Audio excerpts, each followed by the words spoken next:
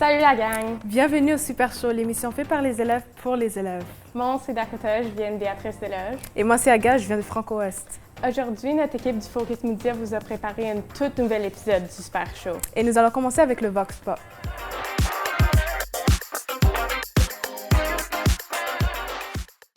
Bonjour, nous sommes encore une fois à Garneau pour demander cette fois-ci aux élèves quel est votre top 3 émissions de télé. Allons-y.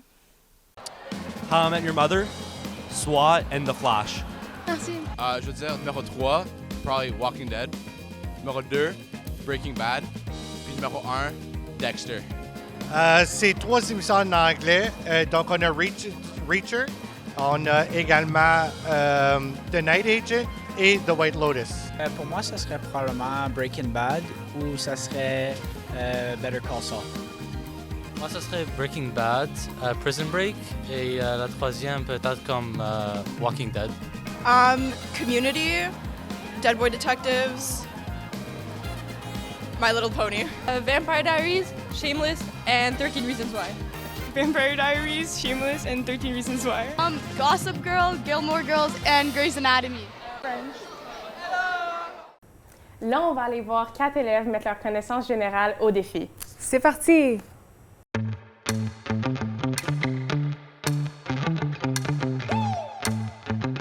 Bienvenue aux questions fouettées, la partie de l'émission où nous testons la rapidité de neurones de nos participants. Nous sommes ici avec Vincent, Matthew, Cassie et Dakota. Commençons la première partie. D'accord. Comment se nomme un animal qui mange les végétaux et les animaux? Herbivore. Faux. Omnivore, Bonne réponse. Quelle dystopie met en scène un monde où les livres sont interdits et brûlés? 1984, Non, désolé. D'accord, c'est Fahrenheit 451. On l'a lu en anglais. Quel est l'animal terrestre le plus rapide? Le jaguar. Faux. Guépard, Non, c'est le guépard. Guépard, Quel est le point le plus haut du monde? Mont Everest. Bonne réponse. Quelle planète a une énorme tempête appelée la Grande Tache Rouge? Jupiter, Bonne réponse. Terminez cette expression. Je donne ma langue au... Chat, Bonne réponse. Quel fleuve traverse Paris? Le Nil. Non. 5 secondes. Ok. La Seine. Désolée, vous avez déjà donné votre réponse. Ah, la mais Seine. c'est la Seine. Ah. Où est-ce que les gens dansent traditionnellement le flamenco? Mexique, Non. Espagne. Oui, bonne réponse. Quel animal est-ce que Britney Spears a tenu sur ses épaules durant une représentation? Un cobra. Oui, bonne réponse. Dans quel pays se trouve la merveille du monde, Christ le Rédempteur? Rio de Janeiro, Brésil. Oui, c'est ça. Quel est le nom du créateur de Facebook? Mark Zuckerberg, Oui, bravo. Et quelle est la province la plus à l'ouest? La province canadienne la plus à l'ouest? Colombie-Britannique. Bonne réponse. Ok. Quelle est la traduction du chiffre romain V? 5. Oui, bonne réponse. Quelle est la langue la plus parlée au monde? Oh, Mandarin, oui, bonne réponse. Et quelles sont les 3 couches de la Terre? Ok. Atmosphère. Non, c'est le noyau, le manteau et la croûte. Qui était le premier homme à marcher sur la Lune? Neil Armstrong, Bonne réponse. Et qui est la déesse grecque de la sagesse et de la stratégie guerrière? Athènes, Athéna. Athéna, Bonne réponse. Dans quelle ville est situé Broadway? New York. Oui, bonne réponse. Et quel est le plus grand désert du monde? Sahara, Non, Oh. c'est l'Antarctique. Finalement, la dernière question. Quelle est la longueur du film le plus long au monde? La réponse la plus proche gagne. 10 heures. Non, 11 heures. non. 21h05. Ceci met fin à la première partie. C'est maintenant le temps d'annoncer les gagnants dans la première partie. Donc, les gagnants qui ont gagné par un seul point sont Matthew et Vincent. Bravo! Je vais vous demander de sortir. Merci beaucoup d'avoir participé. À la prochaine. Les filles, je vais demander à l'une d'entre vous de sortir pour participer à la prochaine ronde. Nous voici maintenant à la deuxième partie. Cassie, est-ce que tu te sens prête? Oui. D'accord. Quel est le nom de notre galaxie? Passe. Ok. Quel océan se trouve sur l'ouest des États-Unis? Atlantique? Non, c'est... Quel pays est reconnu pour habiter la pyramide de Giza et le Sphinx? Égypte? Oui. Quelle est la racine carrée de 49? 7. Oui. Vrai ou faux? Est-ce que zillion est un vrai chiffre? Faux. Bonne réponse. Dans quelle partie du corps trouvons-nous le fémur? Les pieds? Non, désolée. Qui a écrit Les Misérables? Oh, passe. Ok.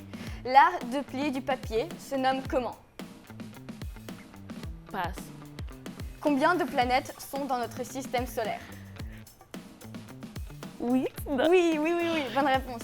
Quel genre d'animal est le dragon Komodo? Hein? D'accord. Nous allons maintenant vous revenir avec Dakota. Merci beaucoup, Cassie. Nous voici maintenant avec Dakota. Est-ce que tu te sens prête? Oui. D'accord. Première question. Quel est le nom de notre galaxie?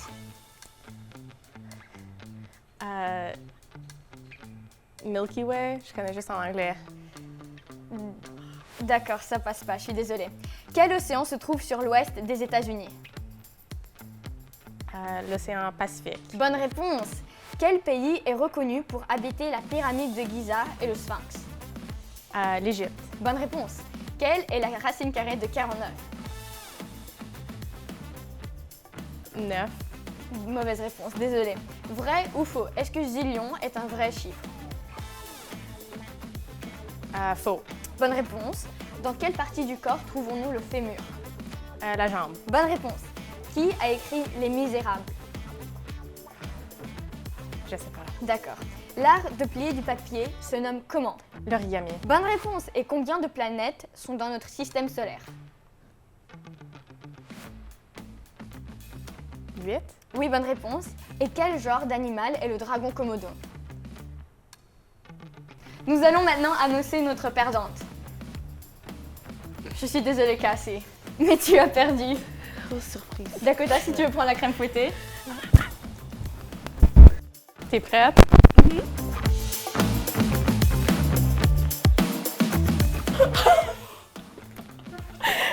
T'es correct? Oh my god! Ok. Merci beaucoup. Revenez pour les questions fouettées. À la prochaine. Il y a tellement de bons restaurants à Ottawa. Donc, notre équipe est allée en tester.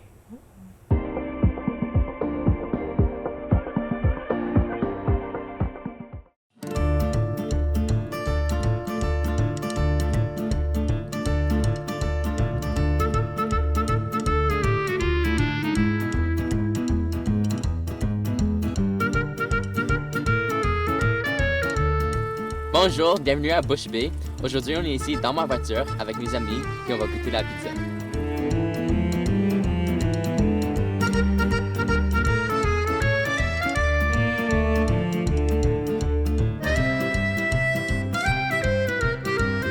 Ça, c'est la pizza spéciale de Extreme Pizza, puis maintenant, on va goûter.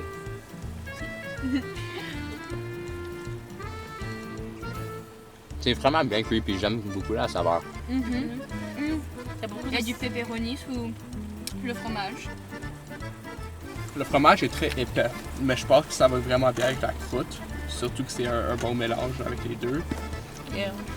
Il y a beaucoup d'olives que j'aime pas, mais c'est genre on peut juste les retirer. C'est vrai qu'il y a beaucoup d'olives, mais c'est quand même vraiment bon. T'aimes les olives? J'adore les olives, c'est tellement bon. On connaît ma théorie des olives? Oh oui. C'est nous. Et il y a des petits bouts de bacon par-dessus. Ils sont genre frits à merveille. Et puis la pâte, elle est genre miam miam miam. Nice, mais quand même assez épais. Je pourrais pas manger une pizza complète de ça, je pense. Moi non plus. C'est tellement gros. Tellement épais.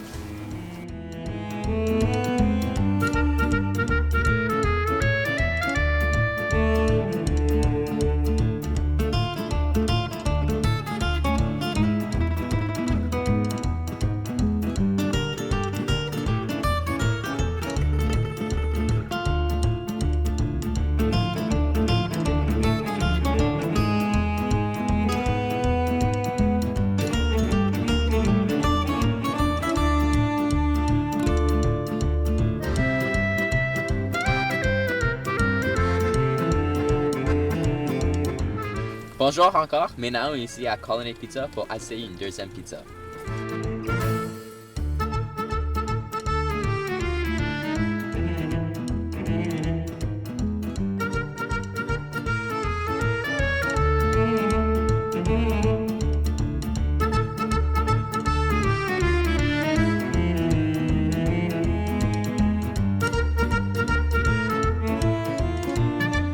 Amplement de viande. J'aime comment il y a plein de viande en dessous, le fromage en dessous. Puis ça donne beaucoup de saveur. C'est vraiment crispy. La croûte en dessous est extrêmement croustillante, mais qui fait que le milieu est extrêmement mou, qui fait un genre de mélange qui va assez bien ensemble.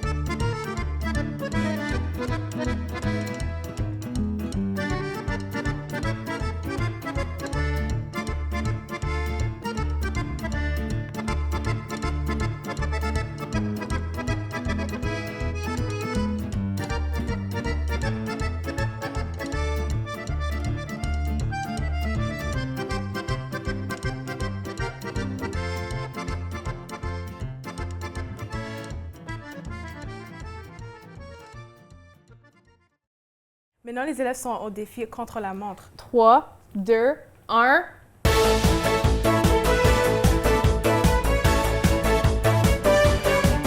Bonjour et bienvenue à la Défi Minute. Aujourd'hui, nos participants sont Agathe et Vincent. Aujourd'hui, nos participants vont jouer à un jeu où ils doivent créer un tour Jenga avec des baguettes. Le gagnant serait la personne qui fait le tour la plus haute avec le plus de blocs. Aujourd'hui, votre prix sera une banane. Vous êtes prêts à commencer? Ouais. OK, préparez-vous. OK. 3, 5, 4, 3, 2, 1.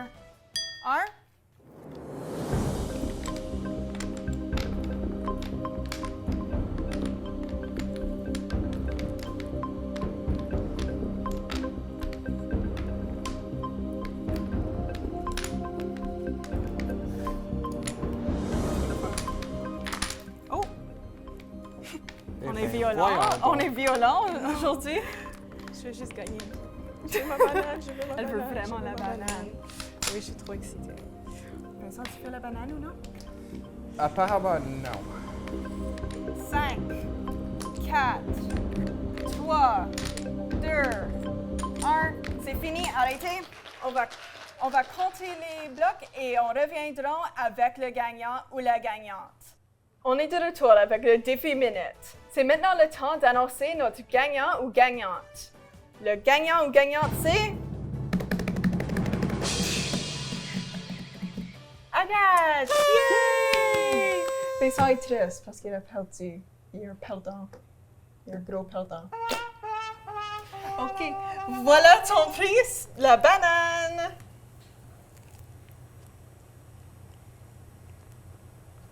À la prochaine, sur le défi minute. Qu'est-ce que t'écoutes ces jours-ci? Je sais pas, toi, qu'est-ce que t'écoutes? Qu'est-ce que t'écoutes?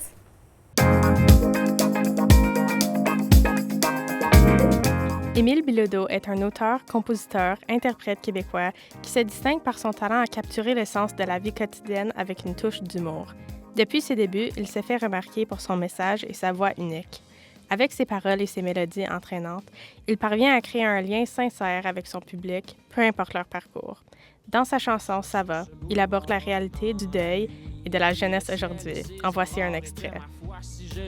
D'un coup, le vent était fort et puis le temps était gris. Sorti de nulle part, un vieux moteur s'arrête et me dit: oh, tu sais, mon gars, j'ai tellement attendu souvent dans ma vie. Ah, ma sentence, la romance et puis le restaurant aussi. Tu sais que le temps se fane et moi, j'ai perdu ma femme. J'ai perdu tous mes amis aussi et je n'ai plus aucune compagnie. Alors monte sur mon Harley puis accroche-toi et on va triper. Puis là, j'ai dit: c'est bien beau tout ça, le moteur, mais t'as-tu des idées noires, quelque chose du genre?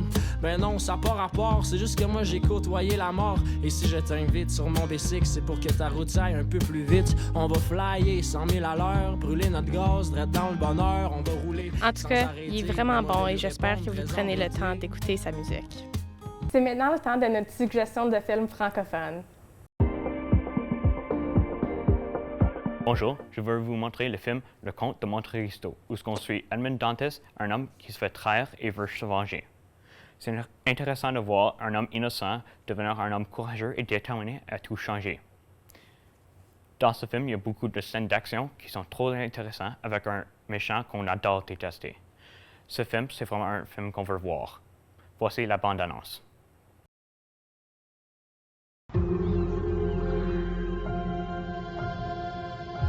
Il y a des années, j'ai aimé une jeune femme que j'allais épouser. Je porte ici un mandat d'arrêt pour le dénommé Edmond Dantès. Si Dantès nous a trahis, alors qu'il est le sort des traîtres. Je suis innocent! J'ai rien fait, je suis innocent! Il vivra. Et pour tout le monde, il sera mort.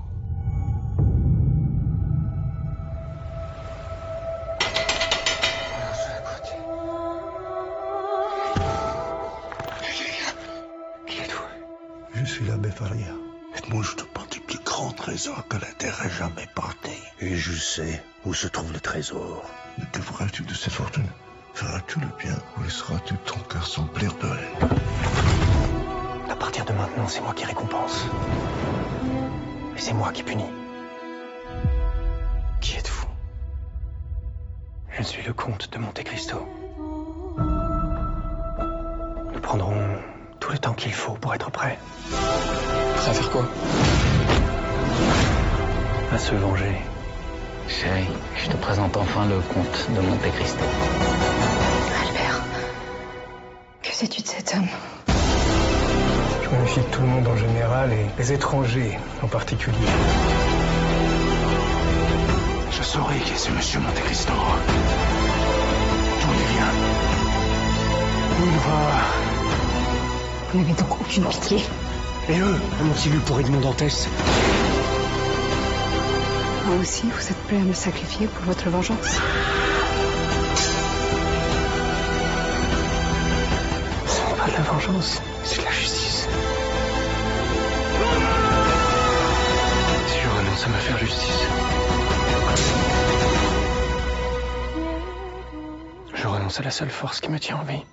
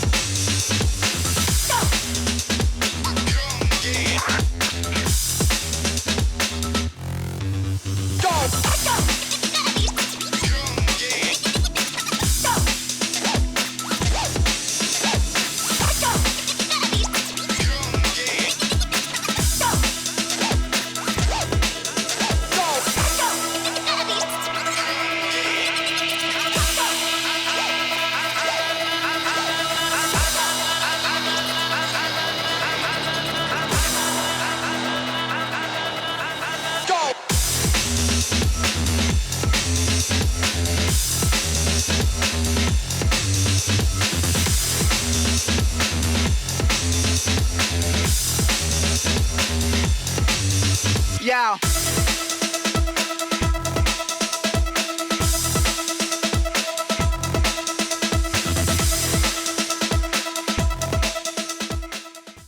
Maintenant, c'est un segment un peu plus intello. Allons voir la discussion à la table ronde.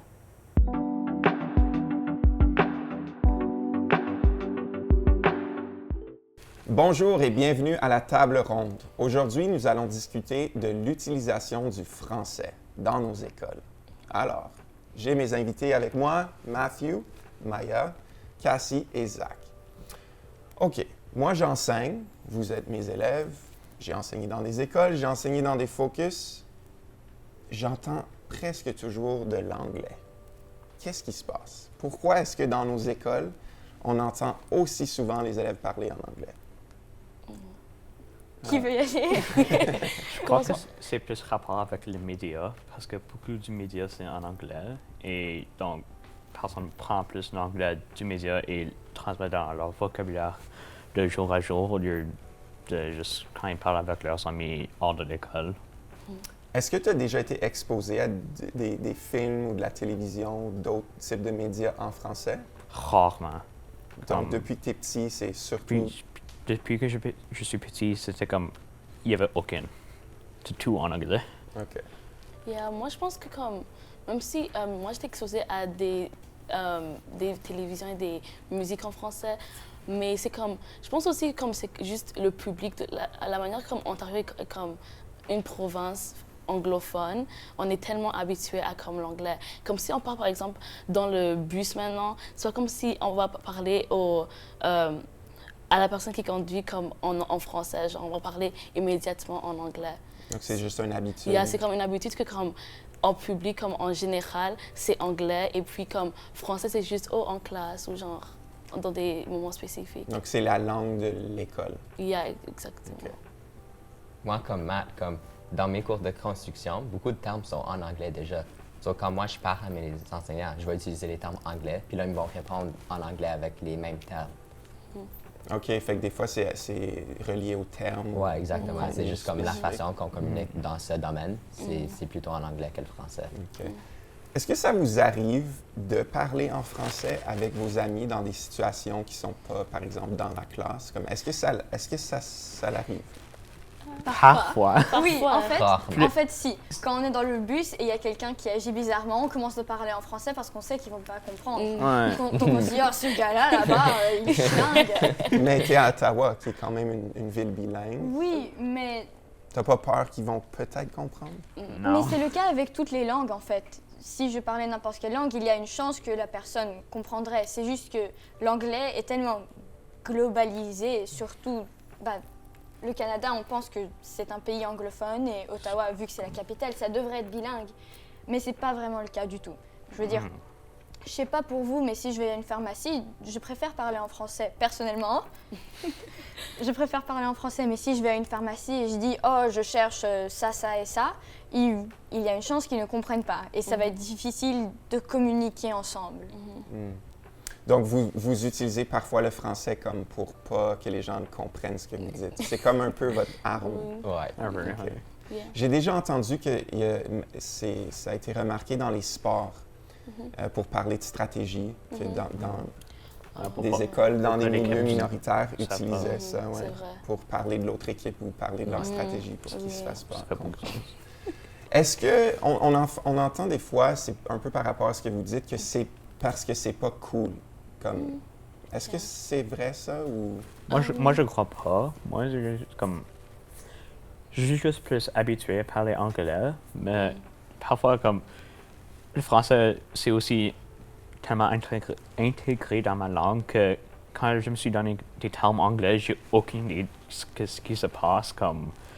Donc, le français et l'anglais, mais je veux plus d'options françaises aussi, parce que j'ai pas toujours cette option comme... Je peux savoir seulement en français, aucune idée qu'est-ce que c'est en anglais et vice-versa. Moi, je pense que c'est comme, on est tellement habitué à parler l'anglais que quand on parle français, c'est comme on n'est pas habitué. Ça fait genre bizarre parce que tu sais pas comme, si tu dis les bons mots ou non, mais en anglais, tu es confortable avec ce que tu dis. Plus confiant. Ouais, moi je pense que c'est surtout ça, c'est parfois le manque de vocabulaire.